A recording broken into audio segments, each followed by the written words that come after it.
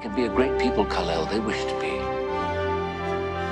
They only lack the light to show the way. Hey everybody, welcome to the video, welcome to the channel. This is just going to be a talking head video. No Goodwill, no flea market here. We're going to discuss kind of niching down, and as someone who sells in about 20 different categories, you would say that's probably not niching down, kind of a little bit everywhere. And for me, I enjoy that. I enjoy the variety, finding different unique items, cool items. Something like these, you heard me talk about these trinket boxes. This is a trinket box, by the way. Just look at that. It's a frilled lizard, but designed like an iguana. So, kind of cool. And it's a trinket box. I love picking up these trinket boxes. I don't collect these, but I do like them, and I like to buy and sell them. This should resell for about $40. And so I'm always, I enjoy the variety, and that's what keeps me going. If I was stuck into one category, it would get kind of boring quick, and, I could get a regular job. I could go back to the hospital full-time if I wanted to, and, I gotta have the variety. I gotta have, that's what really keeps me going. Obviously, I do focus in on other areas more, like Legos, for example. And I'm going to show you some Lego examples in this video. It's not necessarily a Lego video, but I just happen to come upon a bunch of Legos. And I'm going to kind of use that to show you how niching down can really, really help you. Now, categories that I think that are, definitely... You can do this full-time, niche down, clothing, because there's so much clothing, and then it changes every season. You really got to stay on top of the different seasons. Clothing encompasses shirts, pants, hats, anything you put on your body, right? Well, maybe not like makeup or anything like that, but it's like garments, I should say. So, socks, you can do socks, you can do ties. We picked up some ties today. And then golf clubs golfing is another category I think you can really niche down in and do really well, just focusing on that full time, because golfing is a premium type of sport. It costs a lot. And the equipment costs a lot. Even the low end equipment costs a lot. Around here, you can find clubs and everything for about $4.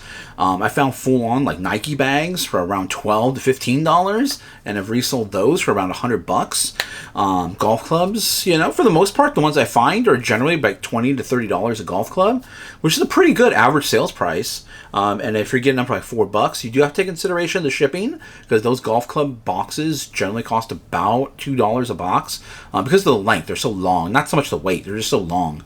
And that shipping cost, definitely, the buyer's going to pay more shipping. If you're doing free shipping, that's more shipping to you that you have to pay.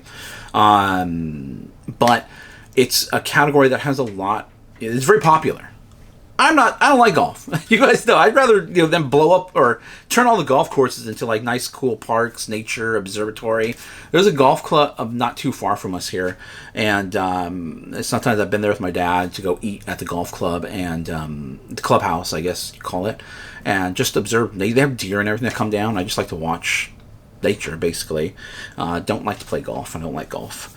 But that is definitely another a category that I can see doing full time, just focusing on that. So a couple of categories, I told you why I don't like to niche down, and one of the reasons why I also don't like to niche down is in case there's a category that's low during the season. There are different seasons, not just clothing follow seasons, but there are many other categories that follow the seasons. When some things are a lot better, kind of like in the realm of technology. I'm big in technology. Is an area I'm an expert in, and when it comes to tech stuff, usually beginning of the year, it's kind of slow. There's not so much going on in the tech space, and there's not so much, people don't focus so much money on the tech space in the beginning of the year. End of the year, it starts to heat up. You get new releases coming out at the end of the year, and a lot of people start to, they start to do more purchasing of tech towards the end of the year. There are people that purchase throughout the entire year in every category, no matter what. But for the general masses, there are sometimes seasons or times of the year when people spend more in this category than in that category, then it flip-flops and all that. So I like to kind of make sure to have a good amount of items that are constantly going in and out here, so we're constantly have a constant flow of money, basically, or profit, I should say. So niching down really helped me recently, or I should say not necessarily niching down, but having the expertise of someone who is niche down really helped me at the 4th of July sale. There was, so we got a hot tip that there was going to be a lot of, they said Star Wars, but it was more a lot of just general collectible toys. And collectible toys, just high-end toys, toys like Star Wars, tend to be really collectible. Transformers, a lot of pop culture stuff. There were no Pops or Funko Pops here at the 4th of July sale at this one Goodwill. So we did get the tip, and I think a lot of people got the tip as well, too, because there were a lot of people there. So I was not unique to that, but there are a lot of resellers in our area, so everybody has their ears out, listening to see what's going on in the community. So there was a lot of toys, a lot of action figures, many action figures, lots of Star Wars action figures. There was G.I. Joe, modern G.I. Joe, nothing old. And so initially they said we have a lot of Star Wars stuff, and there's going to be a lot of Star Wars there. So I was like, okay, cool. Now, immediately my first thought was it's going to be a lot of modern stuff. Generally, that's, what someone is going to have a lot of right now. The vintage stuff, people will hold on to the vintage stuff, or they will sell the vintage stuff if they really need to get rid of it, because that definitely holds some value. Newer stuff doesn't really hold too much value. It is valuable. It just doesn't hold too much value, so you got to keep your buy costs really low. And this is at a Goodwill. This stuff was going to end up at a Goodwill that typically prices their collectibles toys a little bit higher than most in the area. So I was like, I know it's going to be higher. I'm pretty sure it's going to be newer stuff, but we're still going to go no matter what and go check it out because you don't know. And where I got the tip from, they really didn't know. It wasn't from the person donating, by the way. It was from another source, and they were they didn't know. They weren't really into the toy. They know I do collect Star Wars toys, and so they told me.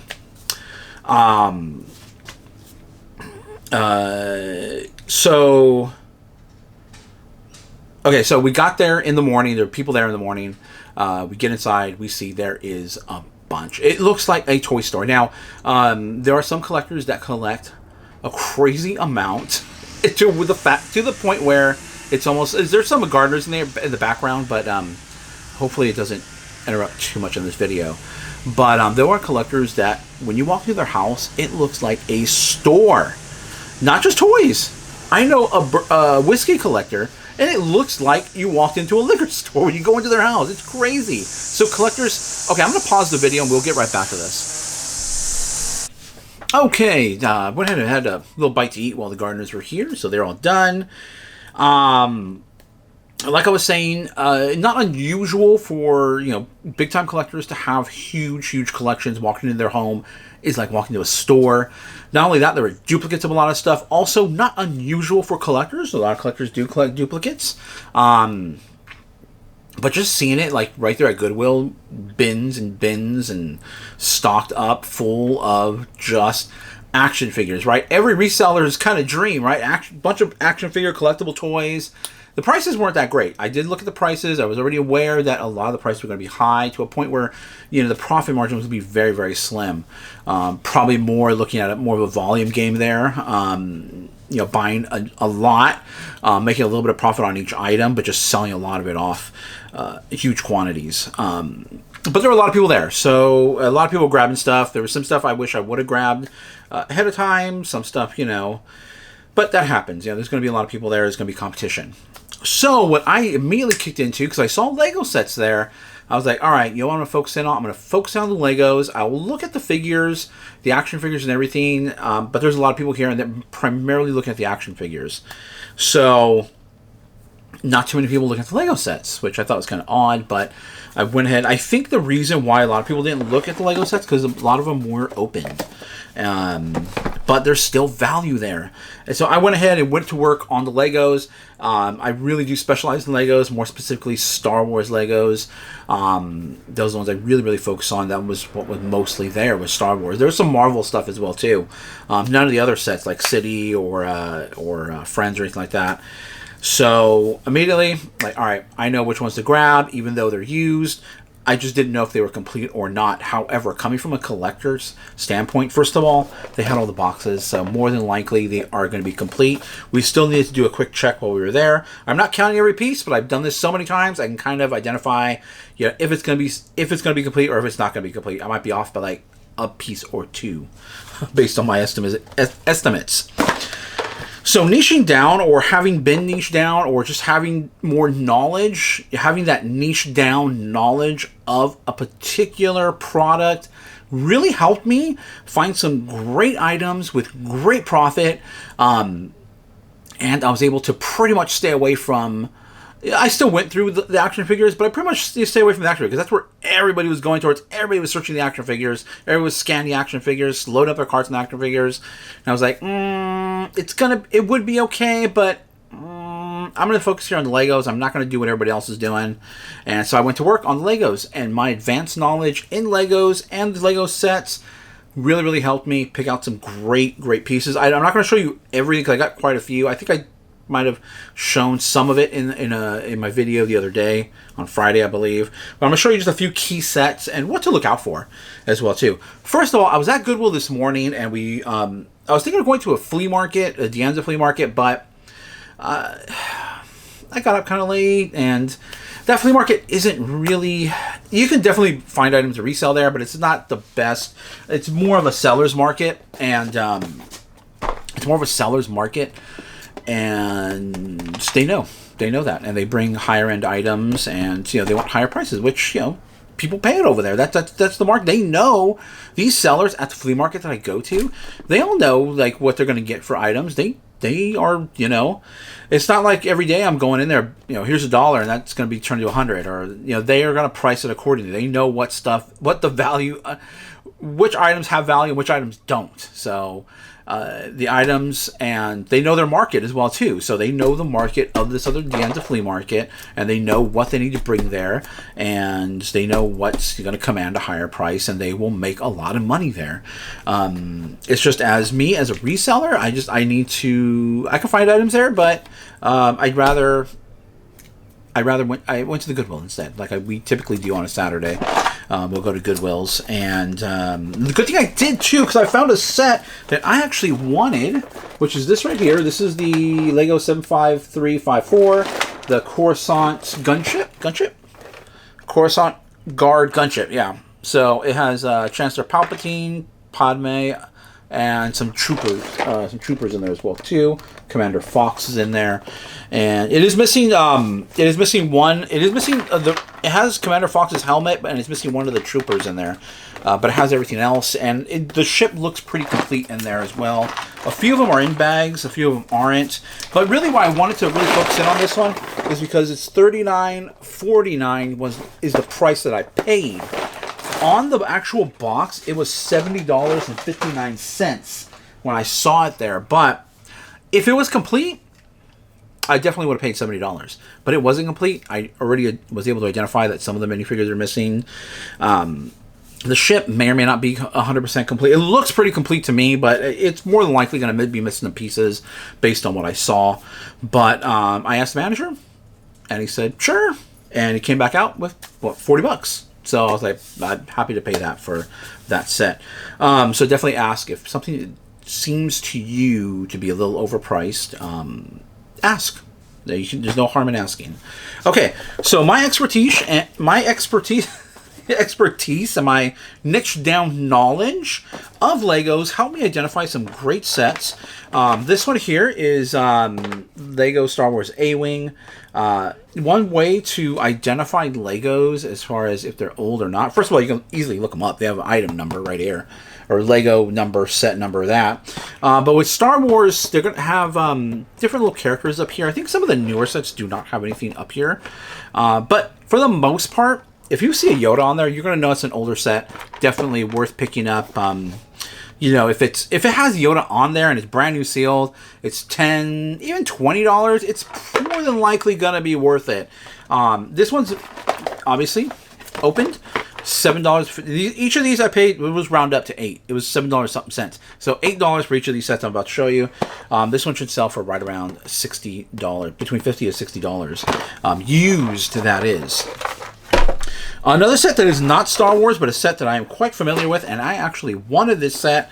I wish it was sealed, but hey, it's okay. I still want the set. I still like the set. I'll probably build it out.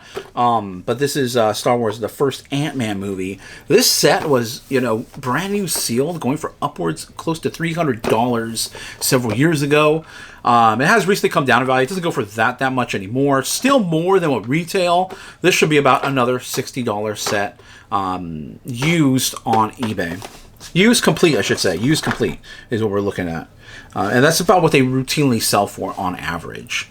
This one here is a really good set, especially if you found it sealed. It's going to be well over $100, maybe $150 to $200 sealed, if I remember correctly. Just this figure alone goes for $40, General Grievous. This is the upgraded or the new updated version, the first appearance of this new updated General Grievous. The previous one, in my opinion, was horrible, ugly, but this is really cool. And this set should sell closer to $80 complete and used. Again, this figure alone goes for $40 to $50 right there. So pretty cool. And then the last set again also goes for around $60 to $70. And this is the Droid TIE Fighter. And again, with these sets, with these Lego sets, if you see the Darth Vader, it's an older set. You should be picking that up. Obviously, if you see it in a collector's, collector selling it to you, or in a store, it's more than likely a collector store. They're going to have it priced accordingly. But if you see it out at Goodwill or anything, they're probably going to price it according to what they see currently listed for retail. Now, obviously, this set might not be listed for retail, but something similar to it, they'll probably price it like, oh, I see that something similar to that is selling for $50 at Target. They usually price it at half, so they'll price it at $25, which would be a killer deal if you found this brand new. $25 even used is pretty good, because it still goes for $60 completely complete $60 complete, and it has the Chancellor Palpatine there in that variant, which I don't think they have another variant. They might have another variant that looks like that. I don't know. I haven't looked it up yet. But not really a set I was looking out for, but when I saw it there, I'm like, oh, I'm going to pick that up. So I grabbed a lot of sets that had Darth Vader. A lot of sets that had the Yoda on there. Some of the other ones that had Kylo Ren, which are all retired by now with Kylo Ren on there. So definitely something to look out for, and definitely a way to help you identify which sets are older. So I put my knowledge to work. Picked up a bunch of Lego sets. I got a few other items there too as well. I didn't get any action figures, no action figures at all. They were all priced up too high for me to purchase. In my opinion, you could have bought them and did, you could have been taking less profit per item, but bought more so that we can sell a lot more to make a good profit on those items. But there were a lot of people there, so I was like, I know all these people are going to go for all the good stuff as far as the higher profit action figures, and I was going to target the Legos because I knew, I know a little bit more about Legos than I do about actually action figures. So I put my knowledge to work. My niche down knowledge. Although I'm not a niche down seller, I sell about 20 different categories. Let me know what you guys think of the video down below. Definitely important to have that niche down knowledge. At least have some advanced knowledge in some categories that make you, a little more dangerous out there. A little more, you don't have to follow the crowds. The crowds were going towards action figures, in my opinion. I was able to switch gears. I'm like, all right, I'm going to go do the Legos. And many people stayed. I'm pretty sure if they were all brand new Legos, everybody would have been buying those up. But they were not brand new, but I already knew, even not brand new, these are still great sets, and they're still really, really worth it. So, when niching down, you can really move quickly through stores. You can find what's incredibly valuable in those different categories. When you're kind of an everything seller, you really do have to do a lot of investigative work on the fly when you're out and about. You might not have signal. But to me, that's the fun part, just doing the investigative work, finding these random cool items that could be profitable. I know I don't find everything that's profitable, and that happens in a everything type of seller world. In a niche down world, you might be able to grab everything that's valuable in that niche. You can go to one Goodwill and just knock it all out and find everything that's valuable in that one niche, because you're only focused in on one area. But in my opinion, that for me, that's a little boring. I don't like to be just narrowed down to doing one category. I like to be a little, a little bit of everything. Would I just do Legos if I can find all Legos? I might. If I can find them all at a great price, if I had a steady supply of Legos, Legos always tend to be priced pretty high, just because people know their value. They see their value in stores, they go buy them for their kids. They're spending, $50, $60, $70 on sets. It's not cheap. So typically when they resell them, it's not going to be cheap. So I know a guy, I know people that sell, there was someone that sell at the flea market I was talking about earlier that was just a full-time Lego reseller. And I do like it. The problem is I like to collect it a lot too as well. So some of these sets may end up in my collection. And some of them will get resold to obviously pay for that collecting habit, I guess. All right, everybody. Let me know what you guys think down in the comments down below. Are you niche down? Are you not niche down? Pros and cons. What do you guys think of what I got? What I showed you, basically. I didn't show you everything I got, but what I did show you. Let me know what you guys think. And that's it. That's it for the video. Thumbs up to like the video, subscribe, bell notification, and again, comment down below.